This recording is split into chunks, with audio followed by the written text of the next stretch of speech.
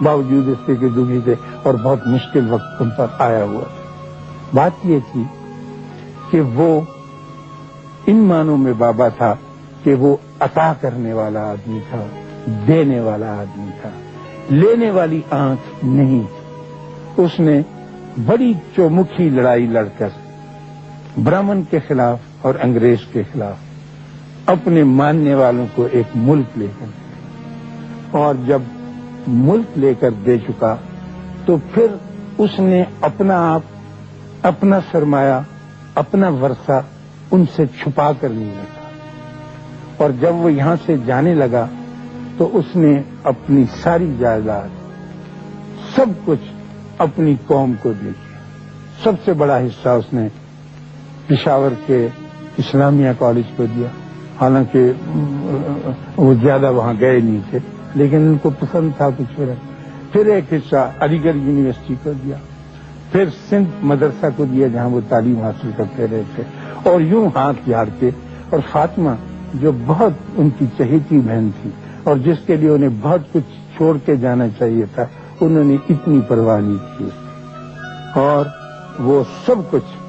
جو ان کی گاڑے پسینے کی اپنی کمائی تھی، جو انہوں نے وکالت کر کے کمائی تھی، یہاں سے کچھ نہیں دیا تھا آپ کے سامنے،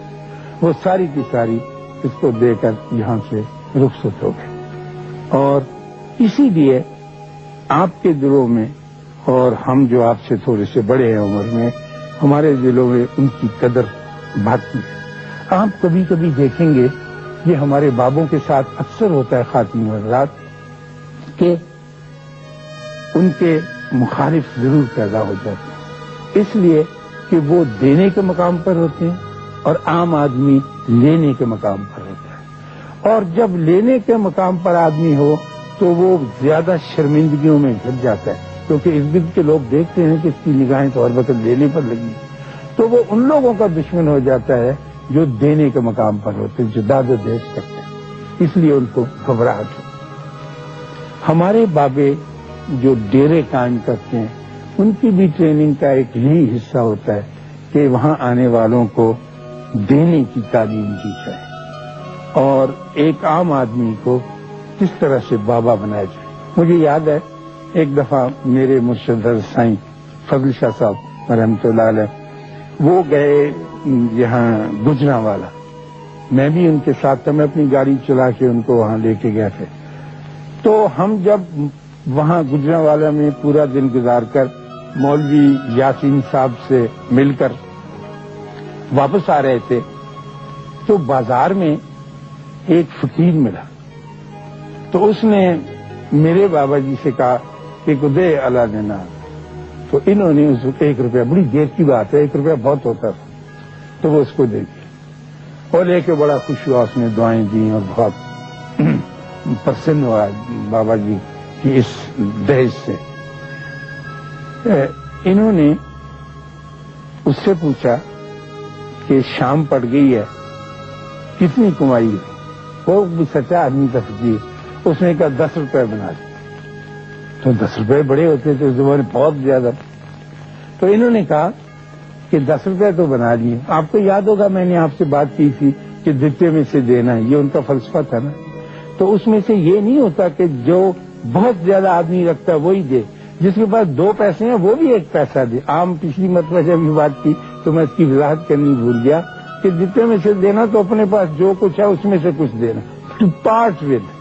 جبھی تقویت آتی ہے، جب تک پارٹ ود نہیں کریں گے، اس کو اپنی جان کے ساتھ چمٹا کے رکھیں گے تو جس طرح تپے مور کا جان کے ساتھ چمٹ جاتا ہے نا، اور وہ جان نہیں چھوڑتا، اسی طرح سے یہ دولت اور یہ سرمایہ جو ہے انسان کو کمزور سے کمزور تر کرتا ہے، جسمانی طور پر تگڑا کر دے، روحانی طور پر کمزور کرتا ہے۔ تو جب انہوں نے کہا کہ اس فقیر سے کہ تو نے اتنے پیسے بنا لیے ہیں، تو اپنے دیتے میں سے کچھ دے، تو اس نے کہا بابا میں فقیر آدمی ہوں، میں کہا، اس نے کہا اس میں فقیر امیر کا کوئی سوال نہیں آتا، جس کے پاس ہے تو دینا چاہیے۔ تو وہ فقیر کے دل کو یہ بات بڑی لگی بابا جی کی، کہنے لگا میں کی کرا؟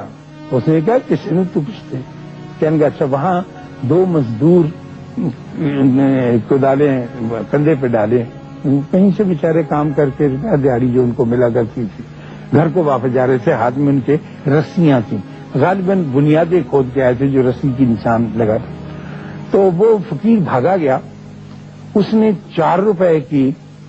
جلیبیاں خریدی، 4 روپے کی 1 کلو جلیبیاں آ جاتی، اور بھاگ کے آیا اور آ کر اس نے ان دونوں مزدوروں کو، وہ جتنے میں سے دے رہا تھا نا، آ کے کہنے کا لو ادھی کر رہے ہیں۔ وہ بڑے حیران ہوئے، میں بھی کھڑا ان کو دیکھتا رہا،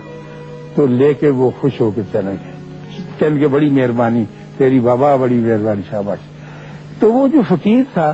کچھ کسیانہ، کچھ شرمندہ، زندگی میں پہلی دفعہ اس نے خیرات دی تھی کسی کو، وہ تو لینے والے مقام پہ تھا، تو وہ شرمندہ سا ہو کے کسی نے کہا تو میرے بابا جی نے کہا لکیا کدھر جانا ہے، پہلو فقیر تو داتا بناتا ہے، خوشی ہو نچ کے دکھا۔ ہاں، تو یہ فقیر سے جب داتا بنتا ہے نا کوئی، تو اس کا رتبہ بلند ہو جاتا ہے، اور اگر باہر نہیں تو اس کا اندر ضرور ناچنے لگتا ہے۔ میری تو یہ مقدر میں نہیں کہ کبھی دینے کے مقام پر آیا ہوں، لیکن میں نے ان لوگوں کو ضرور دیکھا ہے کہ جو دینے کے مقام پر ہوتے ہیں، اور ان کی خوشیوں کو دیکھا۔ اسی طرح باب قائد اعظم نے اپنی زندگی میں بہت کچھ دیا، اتنا کچھ کہ اگر آپ کبھی اللہ آپ کو وقت دے اور بیٹھ کے اس کو جانچنے لگیں، آنکنے لگیں، تولنے لگیں، تو آپ اندازہ نہیں لگا سکیں گے کہ وہ ایک دبلا پتلا تبدک زدہ شخص، جس کو آخر میں کینسر بھی تھا، انہوں نے کسی کو بتائے بغیر، کبھی اپنا گلہ کیے بغیر، کبھی ہائے یا اف کا